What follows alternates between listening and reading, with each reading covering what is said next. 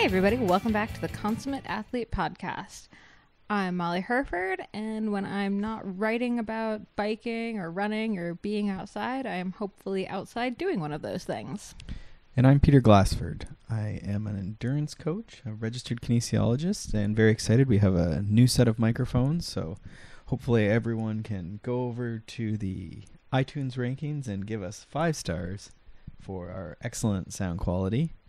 Perhaps you'd like to reverse a previous star rating. I'm not calling anyone out, but that's fine. And you are on the Consummate Athlete Podcast, where we talk about different sports and movements and how they might combine to make a fuller, healthier, more active life.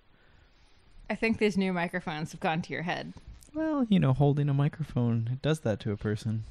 Does feel much more pro. I'm enjoying it. Anyway, we are out in California, West Coast. Very exciting. It's sunny. It's warm. And we are currently on the Cycling Canada Endurance Mountain Bike project. So we have a bunch of really cool young athletes that we're riding with and training with. And yeah, it's been a pretty good few days so far. Yeah, it's exciting to be back in what I consider, I guess, sort of my second home or third home. I don't know how many homes we have, but definitely I spent a lot of time down here sort of just north of Los Angeles, and feeling very lucky to be here again.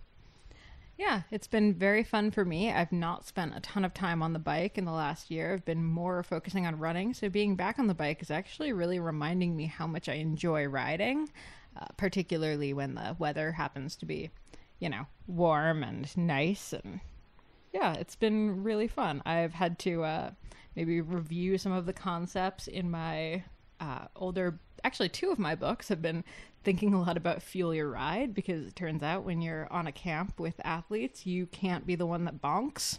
So it's a really good it's really pushing me to make sure I'm eating enough on the bike and drinking enough. And then, of course, my other book, Saddle Sore, Ride Comfortable, Ride Happy, has definitely been coming into play as, I'm talking to people about proper, care and keeping and bike fit and chamois, and also remembering that stuff on my own. So, yeah, it's been a good kind of look back at everything that I've written about cycling. Yeah. Well, you're doing okay. Your consummate athlete lifestyle has, I guess, allowed you to be back here on the bike and doing okay, keeping up. Get up a few hills. Yeah, so what else? We went through, I guess, the holidays. We're almost through that. That's right, We'll maybe get this one out ahead of New Year's, but... I think it'll be out on New Year's Eve, so for those of you who are still kind of frantically starting to think about resolutions and stuff, we're going to kind of get into that a little bit. I think we've talked a lot about goal setting and end of season and thinking about the 2019 season a fair bit, but I love a good resolution chat. And I mean, I think, 'tis the season. It's those of us who've had, kind of a hectic, family-filled, food-filled holiday can sometimes use that New Year's resolution energy to kind of start channeling a bit of a healthier lifestyle, even if it only lasts for a few weeks, going serious at it, and it kind of tapers off. That's probably not a terrible thing. Yeah, and we definitely... Did we not do an episode or so? We definitely did like a seasonal review, sort of what comes next type episode. Yep. There are a few back that you may want to check out. Yeah, the how to do an end of season assessment. So kind of assuming that you've already thought about how the 2018 season went for you and where you're at and sort of what you're looking towards in 2019. I think that's where the resolution stuff kind of comes in. Yeah. Because I don't think of resolutions as like setting a calendar for the year necessarily, or like setting a training schedule. I think they're much kind of broader in scope. I suppose. I mean, I'm myself not a huge fan of them in general. You always ask me what I'm doing for it. I know, and I get so grumpy. Rarely have something on there. But I think for a lot of us, it's good to sort of use that New Year's, that changing. It's fairly arbitrary, right? It's really just another day. Tomorrow you'll wake up. It's another day. Hopefully you'll wake up. But jeez, just took a turn for the dark. I did, but I think that's at the heart of the whole thing, right? Like ultimately, we're all very lucky to be here. And there's certainly better days and worse months and better months. But I've seen on even the social medias, and I mean, you've had your knee stuff, and last year I had my elbow was going crazy and couldn't hold myself up on my bike. And yeah, this time last year we were in the ER. yeah, and so I think that experience last year especially helped me just come back to terms to like what's, I guess, important, right? Like all this movement stuff is good. Cycling's obviously a big part of my life. But sort of just taking a pause before you set any crazy resolutions and just like, I'm sure there's something good going on. It's actually funny. I was talking with Ellen Noble, who we had on the podcast a few weeks ago, just today about how we both kind of are bemoaning the fact that we're having a hard time figuring out how to put together like a massive like makeover montage for our lives, like a season of dramatic change and growth, because we're actually both really happy with our current trajectory. Like we're trending in directions that we want to be trending. So there aren't really any dramatic, huge shifts that either of us really want to make, even though, around this time of year, it's really tempting to kind of come out with these, really big resolutions and sweeping changes. Well, and I think the ultimate thing is that, I mean, if everyone follows both of your Instagrams, there's probably a lot of people that appreciate that and think life is going well for both of you, but both of you have things you want to change about yourselves or you're unhappy with. So we need to be careful in this social media age that we don't assume everything is filtered in a lovely rose-colored no, we're not Oakley prism lens. Definitely not saying everything is like amazing and no, life but is then going on the perfectly. flip side, both your lives are going pretty well, and I think sometimes I use that sort of strategy of daily goal setting with clients where it's we start each day at 0 and your only mission is to keep adding. You don't have to get to 100, but you just don't really want a 0. So like drink some water when you wake up. You're at like 5% or something, right? However you want to allot that. But I think thinking about like both of you, if you're at 75% happiness, how do we make it 76? Like slightly better 2019, right? Marginal gains. I'm not saying that, but I don't do drugs. But I do think that it's worth reflecting on just like how you can be just slightly better, right? Like what is the one thing that can be slightly better for tomorrow? Yeah, and if tomorrow's the new year, then for the new year. Yeah, and I think that kind of ticks like the next box, because I was going to talk about, one of the questions of like, how can you avoid that mid-January slump, right? You kind of get 2 weeks off of most New Year's resolutions, if we're being totally honest.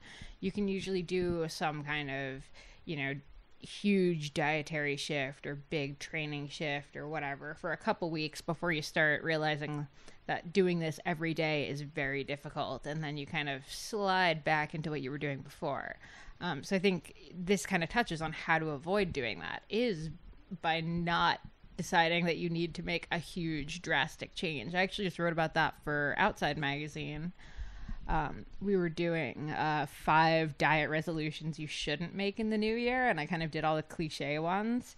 I'm gonna go raw, paleo, vegan, whatever off of a standard American diet, or I'm gonna lose 5 pounds when you don't actually even know what you weigh right now, stuff like that.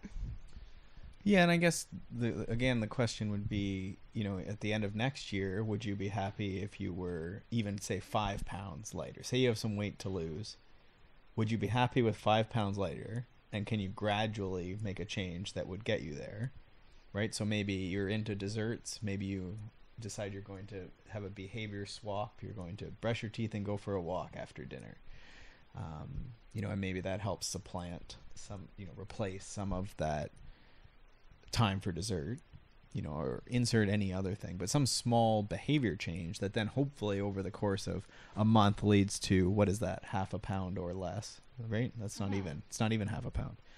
Half a pound plus, it's the holidays, so you've got to hashtag it's the holidays. Yeah, +1, -1.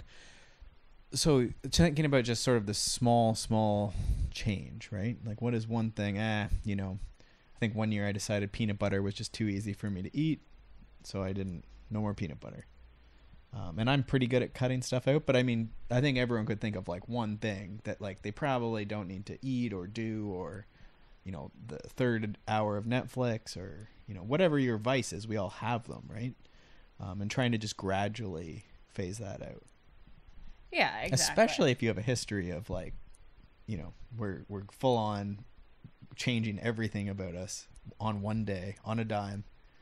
If that hasn't worked in the past, then, I think it's worth trying something very small. The glass of water in the morning. Yeah. Your best life is not necessarily the most like Instagrammable hashtag New Year, New You. Mm-hmm. And I think the behavior is a big part of it, right? Like if we take that glass of water example, I think everyone agrees in general water's good for you. I don't think there's a diet that excludes water yet.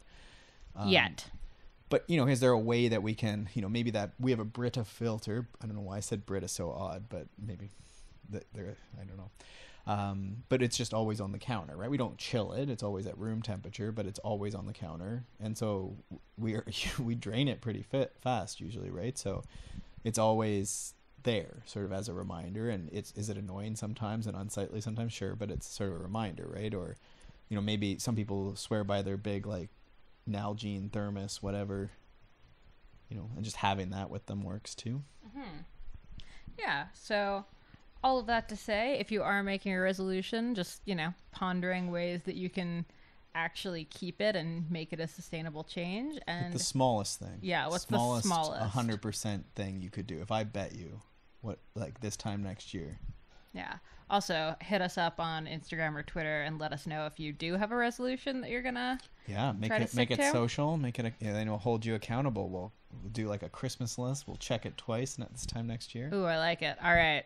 Yeah, Instagram or tweet us with your resolution, and come December of next year, we will try to remember to bug you about it. We'll make a list. We'll put that on December 2019. All right, perfect. Okay. Next question. We figured since we're at this training camp, and I know a lot of people are about to get into their base season, we would talk about sort of some of the components to a training camp. So I think the first thing I wanted to, ask you, because I think this gets miscommunicated a lot of the time, is what are base miles? What are we talking about when we say it's base season? I mean, I think it gets complicated sometimes, but in the traditional sense, base is typically, you sort of in the standard, you might have a base phase 1, base phase 2, base phase 3. And that can evolve and comprise of different things. But you're already getting complicated. What is base at its most basic? But in general, the base phase is not high intensity. We know that. It could be very general. Base 1 is usually very general. So this is traditionally cyclists might be cross-country skiing and hiking, and you're just sort of accumulating time. So usually the volume is increasing in a traditional base phase, and the intensity is low. What is the logic for doing a base phase? Because, I mean, it's one of those things that we toss around very casually as people who've trained for a long time. But, man, I remember when I first started training with the Rutgers guys, and I probably trained terribly because, they're like, oh, yeah, we're doing base. And that meant 200-mile rides during the week. And I was a new cyclist. Right. So that was not base for me. But, to them it was. So I always thought base was just murdering yourself with mileage. Yeah, I think for a new cyclist, I guess what was the question? I want us to keep it short. That's our goal. This is our New Year's resolution. We're going to be really bad at this. What are base miles? So base miles are generally endurance miles, you could consider them as. And the base phase would be that you're doing a block of endurance-focused riding. So you're trying to increase your endurance, your ability to ride all day, so to speak, to ride for an extended period, which for a beginner, I think 90 minutes is a pretty critical, if I may, duration. So for a beginner rider, it might be just a few set of weeks, a month, where you're doing, a couple 60 to 90, 60 to 120 minute rides, and you're just trying to increase your endurance, your ability to ride for an extended period of time. And now talk a little bit about where intensity comes into this, or why intensity doesn't come into this. Like, what is the point of doing a base phase? Again, traditionally, if we look at textbooks, then it's to sort of build the base of your pyramid of fitness, if you will, or the base of your performance, I guess, right? So the idea was that you would build this huge aerobic base, and then that would determine the height of your so-called pyramid of performance. I may have just invented that term, though. But Steven Seiler was on, and he had a different pyramid, which somewhat complicates it, but the endurance needs, if you go back to that episode, it's one of our most popular for sure, and I think is a great sort of primer for what is training and polarized training. But basically you would lay this endurance base, if you think about the wide base of that pyramid, and then how high your peak is, so to speak. So your best performance, your July summer group ride Fondo national championships, that would be, in theory, you would be fitter. I think the other thing to think about is work capacity, is how, in my own philosophy, that's how I think about base phase, is we're trying to increase the amount of work you can do in a day. If you'd like to, even in common speak, it sometimes gets confusing, but the amount of calories you can expend in a day. And to me, that is work capacity.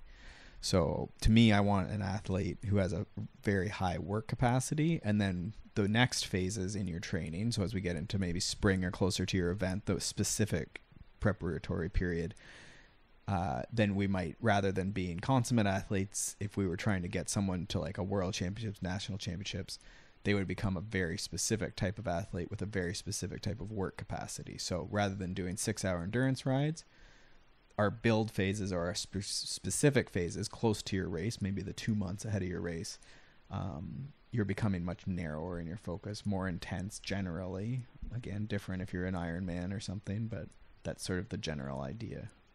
Okay, great. And then the other kind of thing with these base miles is we're typically talking about like endurance miles, but I think this is where people get really confused, because some people, like me, will maybe consider endurance to be going probably a little harder than what endurance should be. And then there's a lot of people who will consider endurance basically like spinning almost junk miles. So how do we know what the endurance pace is? I think it depends too, right? Like you're going to hit a situation where either someone is a beginner and just any riding they do is basically going to make them fitter. But if you're starting at 0 or low, you only used to ride on the weekend, if you can increase your frequency, that will have the effect of increasing your volume. But I believe personally that the frequency is more important. So going from 1 ride a week to 3 rides a week is going to be huge for you. Yes, the volume increases, but also the frequency increases. I believe the same thing even for a very advanced athlete. And that's why I do a lot of double days. You see that in a lot of elite athletes, double days. It didn't catch on as much in cycling for some reason, because we all like to ride for so long. And maybe there's a bit of just the amount of coasting and efficiency and stuff. But in running, you see it. Rowing is very, very big on doubles and triples. Skiing also. So all that to say, the base phase, I'm trying to get back to your original question. What is endurance pace? Endurance pace. So that's just your all-day pace. So the talk test is the classic thing. I define it by heart rate with 65 to 75% of max heart rate. And that's a fairly narrow range. It would be hard. A lot of beginners would find that hard to ride that slowly or at that low of a heart rate. And sometimes we would adjust that. Just for people who don't know, what is the talk test? The talk test is we should be able to have this conversation, basically. You should be able to speak in maybe a sentence at least. Maybe you have to, pause a little bit more than we are now. But it's sort of separated by your tempo and your threshold, your sort of moderate intensities, which are where you start having that deepening of breaths, right? And that relates to our ventilatory threshold or what you might think of as like an anaerobic threshold. It's sort of all that middle intensity is sort of defined around there. So you just want to sort of check in, and like a good signs of that is like, are you able to finish the ride? If you have wattage, is the wattage fading over the course of the ride? There's a variety of ways you can sort of check that. For the beginner rider, again, I'm more concerned about the frequency of the riding, and I think like the intensity is almost secondary at that point. But once you become a novice or an intermediate, then that's, I think, where you have to pay more attention, because we're going to start looking at both the volume and the intensity. And the dilemma for someone like you is that if you ride too hard in your endurance, the bulk of your training, then the intensity you're just tired for, so it becomes moderate as well. So that's your classic like no man's land, they call it, or that middle ground intensity. And to me, that is actually the junk miles. I'm rarely that concerned about people like noodling around and not working hard enough. Like that becomes apparent, but You rarely see that. Like most people want to get a workout, right? Okay, and then I want to talk about how this applies to running, because I think running is really hard to keep in that endurance zone when you're new. So where would you fall if you're coaching someone who's, new-ish to running and you're trying to get them through a base phase? Do you do run walks? Do you just call endurance is just, the 3 miles that they can comfortably run before they start getting just kind of exhausted? Well, I think I do like run walks. You may not necessarily solve that immediately with that. I do like MAF training, so Phil Maffetone's methods of training, which is somewhat complicating it, but essentially running at an endurance pace, and the same thing happens. There's a limit on your heart rate. And sometimes for some people that means walking. Why not sprinkle some walking in? Because you could probably do more walking than you could running, right? Like you could probably walk to work or walk errands or walk with your family, walk with your dog, monitor on, and you can count it as training. But I would start someone like that, and then also include a couple run walks. Also included just like if they're conditioned for running and we don't have like a soft tissue concern where that's also part of the conditioning and the efficiency, then they might even include one run or maybe more depending on the person, where they do get to just go run, right? And I wouldn't maybe stress as much about the heart rate on those ones, but then have a couple that sort of abide by the zones, because again, that's a sign that your aerobic system is not fully developed. And if we can develop that, why not do that? Because your risk is like 0 if you're walking, right? Yeah, for sure. Whereas running is one of the riskiest things you could do. Yeah, and I mean, I think I'll maybe add walking hills can be super good if like running kind of exhausts you but you can hike. I think that's sort of an excellent way to add volume without necessarily stressing yourself too much. I know that's what I do. Yep. Yeah, and even just getting off road, right? I mean, that gets into, just even people, the pavement is convenient, but you can really decrease risk and increase enjoyment by getting even onto grass, if not onto something else, right? Yeah. But if someone can't run, that may not apply to, because it makes it harder. But Okay, and then because we're in base season, a lot of athletes are kind of dealing with this. Kind of want to talk about testing a little bit. So the two kind of, I'd say, most standard, we'll say, and I mean, different coaches have different ones, are generally, though, the 20-minute and the 5-minute power test on the bike. Some coaches go with 2 minutes, some coaches go 30 minutes, 60 minutes, whatever, but usually there's a shorter effort and then a longer effort.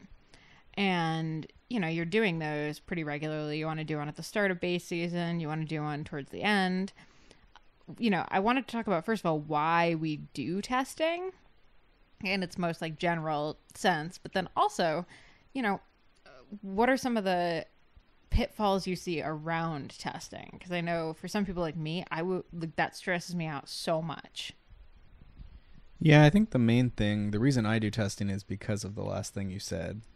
Because if that stresses you out, then I'm sure races probably stress you out. And for you, it definitely is true. You are a bit of a wreck usually when you start, and then you're usually very happy when you finish. So then you remember that and you've sort of learned to cope through it. I'm happy 2 seconds into the race. It's really the moments before the gun goes off. Yeah. So, I mean, to me, it's just you're practicing showing up and doing the work you can do on the day. I've had decent success this year, especially, I think, trying to get people, just start into it, and it's 9 out of 10. It's not your best one. It's a 9 out of 10. So you have like that little scapegoat. And then usually once people get into it, they're like, you know what? I can hit this pretty hard. Oh, wow. I'm close to a PB. If I just pedal really hard for 5 minutes, this is my best 20-minute ever, right? And it just, you take the nerves off of and the expectations off of the beginning. The reason you test is because you want to know if you got fitter or not, because that then relates to whether you're nervous on the start line. So I always find it odd that people don't want to test, because to me, that's like an indicator that I'm not going to suck on race day, right? Or if I have a coach that like something is improving, right? Like the test doesn't always go up. That's certainly part of it. And if we're doing base phase, you wouldn't necessarily expect the 5 and the 20 to increase, but it certainly could. Several of the athletes here have been just doing base phase, so to speak, mostly endurance training and skiing and stuff, and they actually had a great 5 minute, and that's youth, I think, but also just being young endurance athletes, right? Endurance is pretty magical when you're starting out, like we were talking about in the run walk example, right? Like it's pretty magical. You just need to ride your bike or walk or whatever and you get better. But yeah, I think that's why we test, is to take care of the nerves on the front end from practicing the test or the race, and then also so that we're not nervous because we know that our training was working or wasn't working, and then we could correct things. Maybe you're just tired, or maybe you're again have a nervous problem that we need to address. Race nerves are obviously a limiter if we're too nervous, and then also is the training working? So did that test that you believe in, did it improve? Yeah, absolutely. And I think one of the biggest pitfalls that we've both seen is people stopping midway through, especially midway through that longer effort, just being like, oh, it's just not happening today. There's going to be races where stuff isn't going to be happening for you that day. But does that mean you should just abandon your bike and get a ride home from, the side of the road, or, walk off the course? No, you should probably just finish the race. Even if you're getting passed left and right, you got to get back to the start finish area, right? So I think being able to work your way through a 20-minute, even when it's not going according to plan or according to what you were hoping for. I think so. Because they're good training, right? Like I always say, training is testing is racing. They're all basically the same. Like if you do a race, in theory, you may get, it's a ride. It's essentially a ride. It's also a test because you're getting maybe some power data and then also obviously the result, right?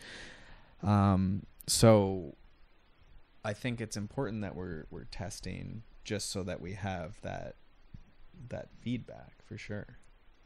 Yeah. All right. So that's testing. Next question. Well, did you want to just talk a bit about the durations? Yeah, absolutely. Oh, okay. The common is sort of the 5 and the 20, and the thought with that a little bit is that it's sort of a 2 you can maybe do together. The 5 is maybe an indicator of sort of your top end or VO2 or MAP, whatever you want to call it. And then the threshold, the 20-minute, it's going to be lower than if you just did a 20-minute on its own. But it's sort of maybe an indicator of that threshold, that quote-unquote moderate intensity. It's obviously a harder effort. But it gives us sort of 2 numbers that maybe then you could base some training decisions off of. If the 5 is really, really good and you don't finish the 20, that's a good indicator that you're maybe need more endurance or muscular endurance training. It could be a fueling thing as well. But if the 5, which is the more common thing, the 5, the VO2, the top end test is very close to your 20, then it's likely that, like Molly, you are someone who A, isn't motivated to do intensity, B, maybe lacks coordination in the sport to stand up and to sprint and go hard and pedal really hard and shift appropriately. Huge slams on Molly out of nowhere. Could be fatigue, that short test isn't as good, and you also just may need to work on that 5-minute, that top end fitness, right? Yeah, for sure. So that's why we test then. And there's different variations on that. I tend to do a 3, a 20, and then also a separate day we'll do a MAF test, which is a 30-minute sub-maximal test. Just so that I do get sort of a bit of a picture of how that top end attack sort of hill pace goes versus the threshold versus like the all day like steady endurance pace. But that it depends on the person and their sport, right? So if you hate 20-minute tests and it doesn't really relate to your sport, then maybe a mountain bike time trial or just a 5-minute or just a 3-minute, or it doesn't really matter, right? Like essentially all you're doing is drawing a line between 2 dots. The line is curved, but the more dots you have, especially in this day and age with all the analysis software, a lot of coaches can sort of really estimate that threshold without ever doing those tests. So if you're just, for some reason, you refuse to do tests, then you can do workouts and those become the tests. So you can go from there. Yeah, and I think we've talked about this before on the show, but maybe not. The length of your test or the duration, you can be, a few minutes on or off. If you happen to have a hill that only takes you 17 minutes to get up, that can kind of be your 20-minute. Or, you know, if you have a hill that takes 6 minutes to get up, that can be your 5. Like, it doesn't have to be exactly 5 or exactly 20. It's kind of almost better to fit it to the terrain that's around you. I think so. I think for the sake of zones or comparison, if that plays into your life, you may want to pick on one side or the other. But yeah, for sure. If you have a local hill, like, and that's how any of my clients who don't have power meters and obviously aren't, you know, necessarily world championship athletes, I would definitely just, like, what's your local hill that doesn't change very much? There's not a lot of influence from like rain or snow or surfaces changing, so pavement is generally good. And if it's pretty sheltered from the wind, which most hills are, you know, that's going to be pretty consistent day to day. So if you go up that hill faster, then at least, you know, in that situation, you're getting fitter, right? And so some clients will do that. Sometimes they have like a workout they've just done their whole life, like 5 times up the local climb, and that's their test. You know, sometimes it's like a TT, even like an out and back. I always say ride to your friend's house and then ride home, or ride to the next town and then ride home. The out and back just for the sake of wind and stuff. So there's definitely a lot of ways to do that. But again, it sort of just gives you that bit of a motivator to try and get fitter and then beat yourself, right? And get to your friend's house faster. That's, well, exactly. And that's training, right? Is trying to get fitter at a certain task. Yeah, absolutely.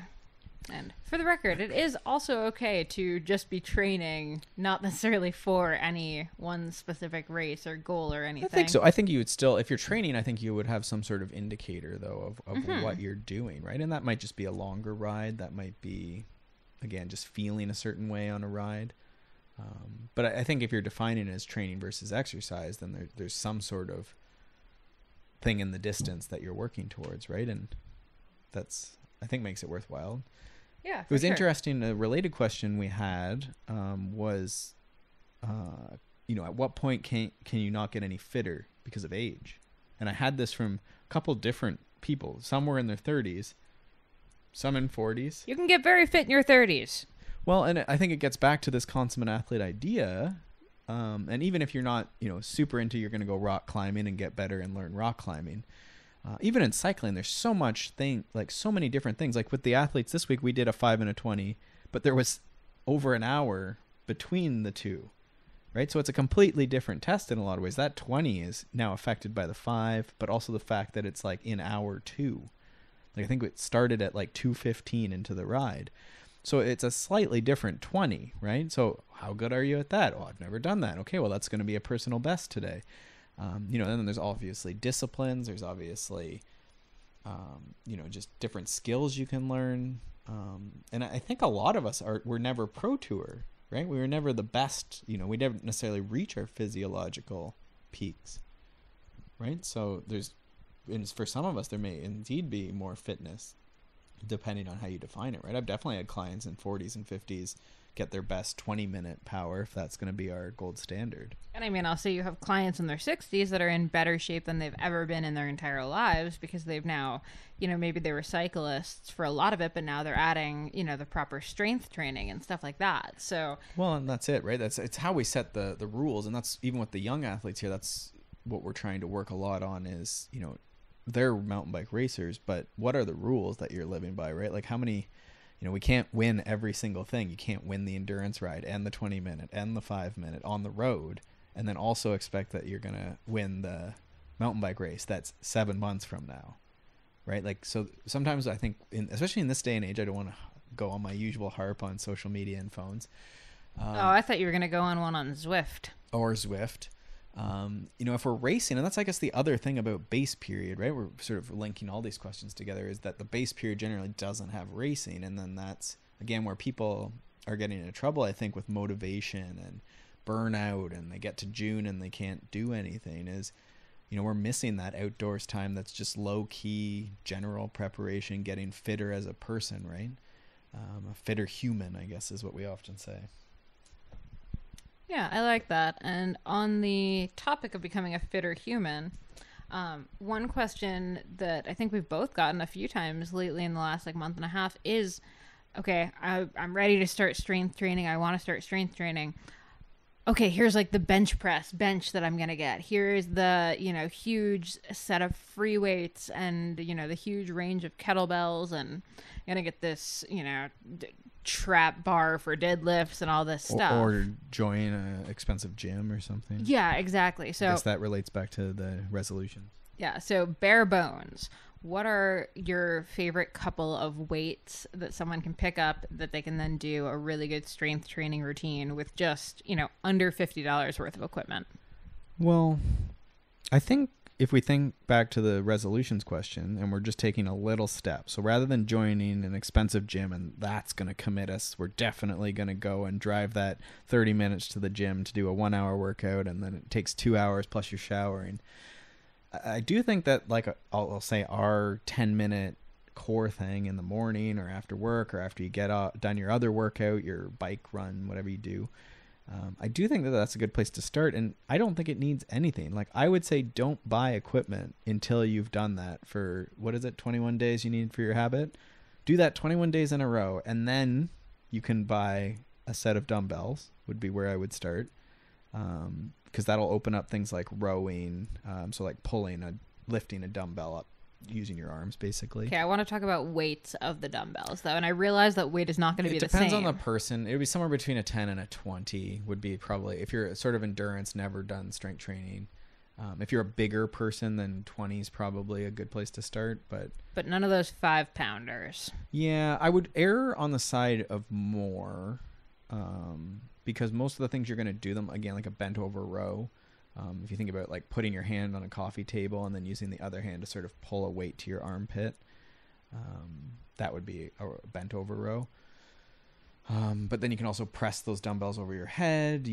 There's just a lot of stuff. And I think you're better to start, okay, I can do 6 reps of these with a slightly heavier weight and, just do more sets, or just slowly over the course of days build up those reps and go from 6 to 15, and then eventually those smaller weights. So even if you did get 2 10s, a lot of these things are often better done one-armed or one-limbed, one leg. So your lunges, your Romanian deadlift, your one-leg deadlift. So you can always combine those, right? You can put them in a backpack or hold them together. Like 2 10s really aren't that big, so you can sort of use like a crazy wide grip with your thumb and all your fingers and sort of try and hold 2 dumbbells. Or tie them together. I've seen lots of different solutions, right? So there's a lot of stuff you can do at home, and it sounds, I guess, sort of like lame. It's not as exciting as having those new things, but I think for a lot of people, it's better to start with the, super cheap garage sale weights and just start there. And I think you can make, similar to the person walking for their running training, I think you can enjoy those periods where like just doing 10 minutes of core every morning and you'll notice, a little bit more definition in your arms, or oh wow, I can now do 30 or 20 even. I don't want to get cocky. I'm about 25 push-ups pretty comfortably now, and that's been creeping up now probably 3 or 4 years of that sort of morning core, right? And now some mornings I can throw 30, some mornings is more like a sufferfest to get to 20, and that's almost a nice fun gauge of fatigue too. Yeah, and we'll throw the links to the couple of different routines we've come up with. Yeah, we'll throw them in the show notes. For the sake of exercise ideas, yeah. Because I think I always say, like, it can be yoga, if you anything whatever like you can use that, right? Like incorporate it. And if probably you have a physiotherapist has told you to do some, what are those things called? The crabs? Clamshells. Oh, and the crab walk is a good one too. Oh, I hate the crab walk. But what else? Some band sideways walking, or like maybe you have a shoulder because you're an adult and your shoulder has gone bum from falling on it, or collarbone, and you're supposed to do external rotation with a band. So you get a bike tube and you use that bike tube for some resistance. I would be creative at home. I like that. There's chairs. You can use the chairs to make your push-ups easier. You can use it to make it harder. Yeah. So kind of along those lines, though. So now we first talk about base season as being this kind of easier, like, putting in the lower intensity miles. Now, for most people, strength training is going to be a higher intensity. How does strength training fit into base? Like, what are you telling clients to do? Well, we didn't necessarily touch on the base, but I think unless again you're starting out from zero, that low intensity approach only gets you so far. Your base is only your traditional base is only so long because you only have so many hours in your week, right? So most people tap out at around 8 hours, if that. If you're working 9 to 5 and you have kids, that's just a reality, and that's the majority of the people I work with. So there's a few things. You have long weekends and holidays, and different times of the year when you can go away for a week and do a training camp or do an endurance block. The endurance block can just be at home, right? You can do 3 rides Friday, Saturday, Sunday, or even 2 rides on a Saturday.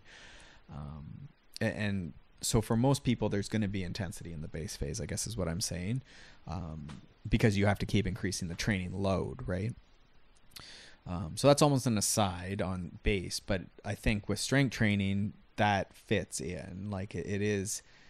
Traditionally, you would start with lower intensity strength training in that the weights are lighter and the rep range is higher. So say 8 to 15 would be a large range that you could maybe use.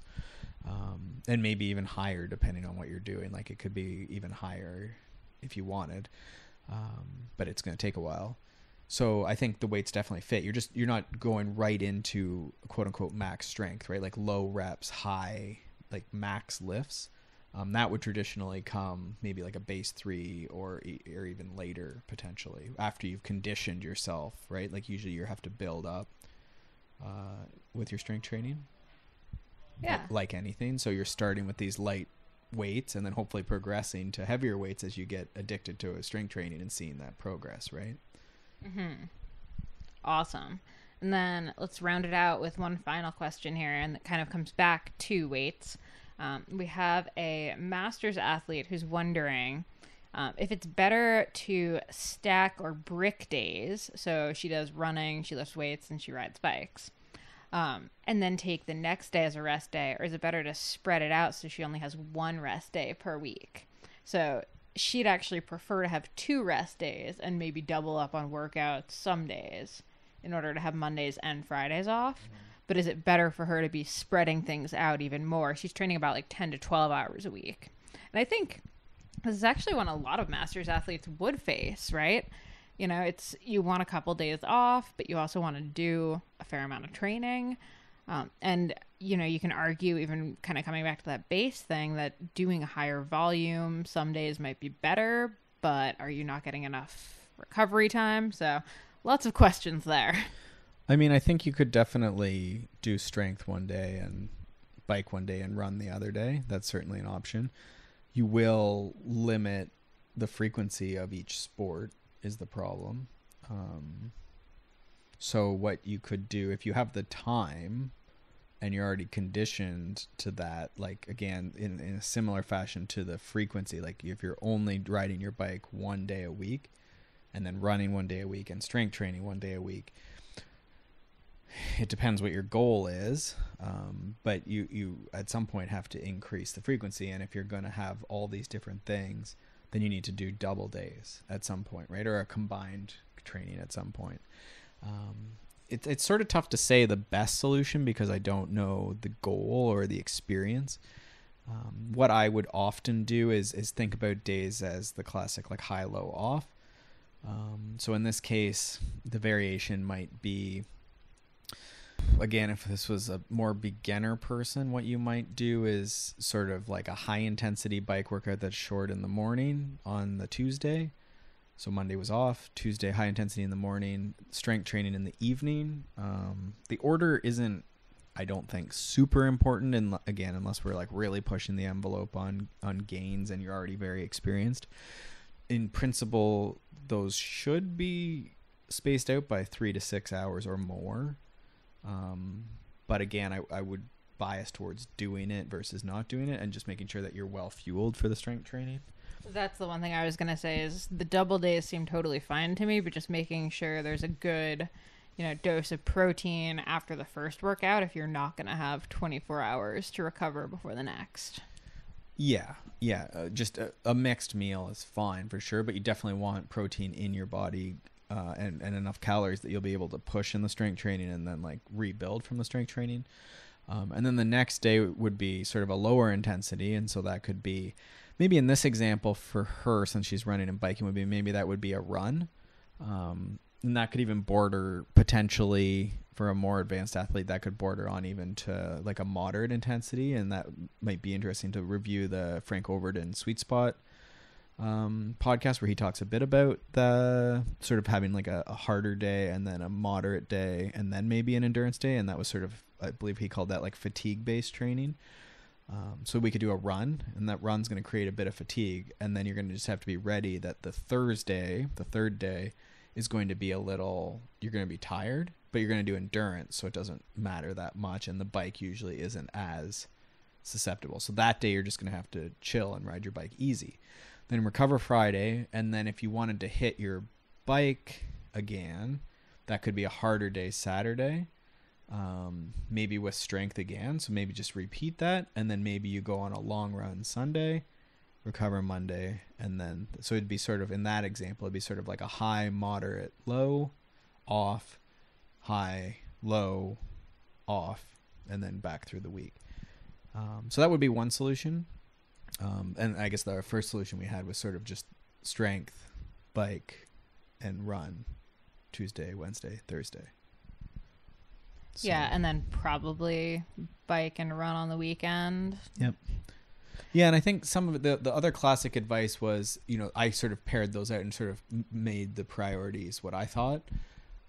But if you're trying to make gains in your first phase of the year in January and you want to get stronger, then you might put that strength training like always first thing on those high days when you're recovered, so that you can really push those weights. So if I was doing a max strength phase or a power phase in the gym, I'd maybe do that and then either maybe finish with a bit of biking after or later in the day even, and then run. You could even do running. If running was your main thing, you could do it after too. But anyhow, you prioritize those double days, was the sort of like old common belief, was that you would prioritize whatever you want to make gains on first, right? You don't want to be tired for that thing.